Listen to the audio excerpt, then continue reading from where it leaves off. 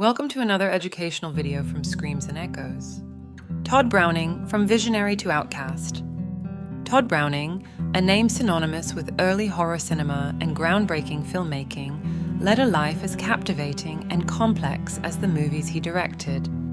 Born Charles Albert Browning in Louisville, Kentucky, on July 12, 1880, his upbringing was anything but ordinary. Fascinated by the circus and vaudeville from a young age, Browning ran away from home as a teenager to join a traveling circus, a decision that would profoundly influence his later work in Hollywood.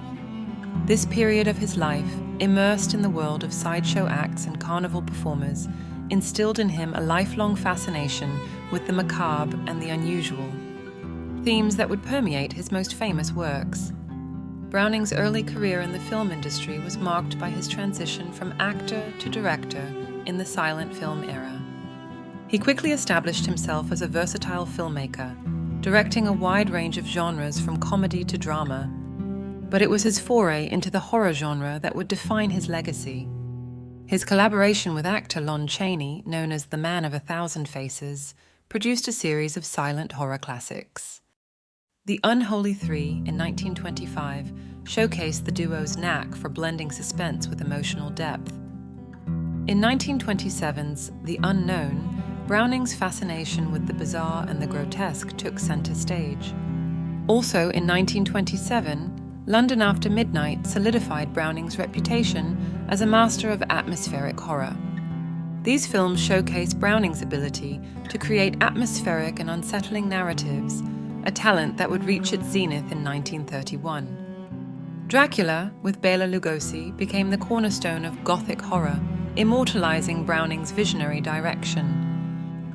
Dracula was a monumental success, not only cementing Browning's place in cinematic history, but also setting the template for the horror genre for decades to come. But the fame and creative freedom Browning acquired from Dracula would soon be undone by his desire to bring to screen an adaptation of Todd Robbins's short story, Spurs.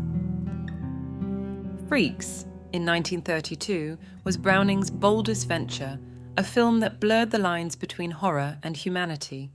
However, the release of Freaks would mark the beginning of Browning's downfall. Drawing upon his early experiences with the circus, Browning crafted a film that was both a compassionate portrayal of its physically unique characters, as well as a stark, unsettling horror story. Featuring a cast of actual sideshow performers, Freaks was bold and unprecedented in its depiction of disability and difference. Unfortunately, despite Browning's intentions, the film was met with horror and revulsion by audiences and critics of the time.